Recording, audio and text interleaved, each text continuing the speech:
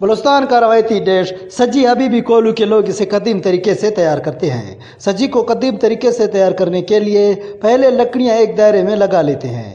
اس کے بعد ان لکڑیوں کو آگ لگائی جاتی ہے۔ جب لکڑیوں کا زیادہ حصہ جل کر انگارے بن جاتے ہیں تو اس کے بعد نازک دمبے یا بکرے کی گوشت کو ایک سیخ میں گوشت کے درمیان سے گزار کر اس کو انگاروں کی چاروں طرف لگایا جاتا ہے۔